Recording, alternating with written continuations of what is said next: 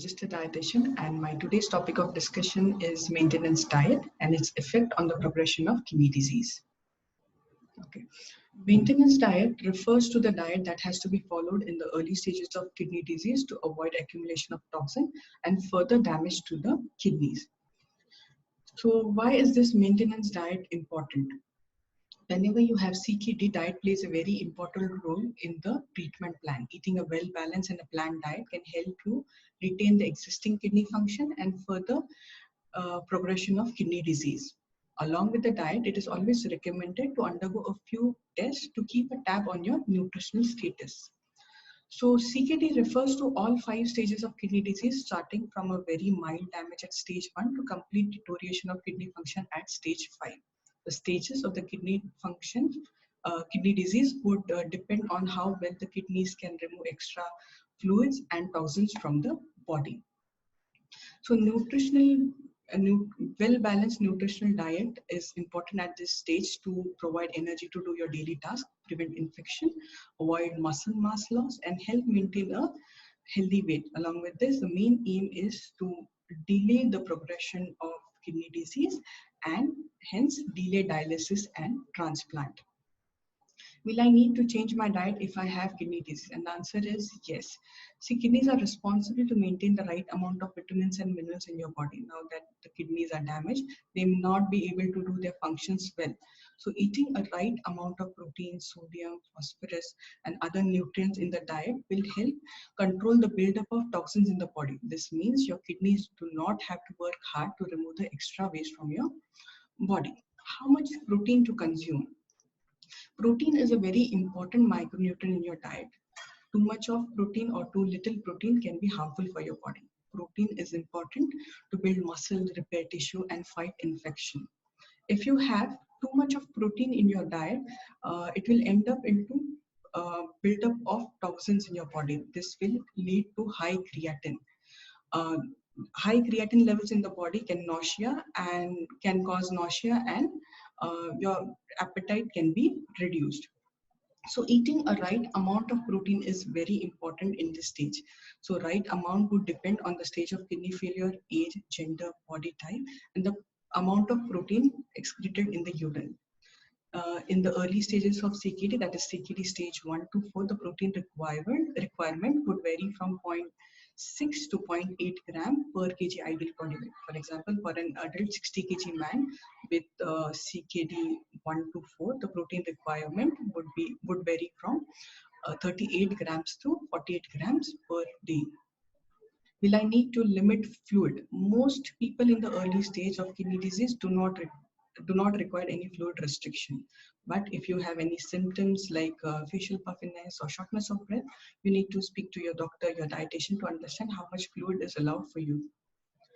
How much calorie do I need? The calorie acts as a fuel for your body. If you don't eat enough calories, protein would be utilized for the energy purpose, and proteins are taken from the muscles. This will make you weak and make you more susceptible towards infection. So eating right amount of calories is very important to maintain your healthy weight and restore the protein stores in your body.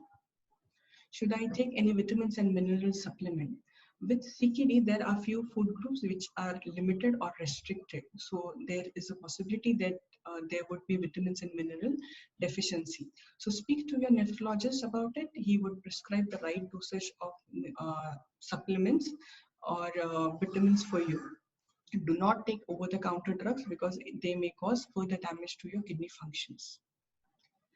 To keep your kidneys as healthy as possible, try and maintain sugar well, intake of carbohydrate to be on a lesser side, follow a low sodium, low fat diet, follow a low protein diet.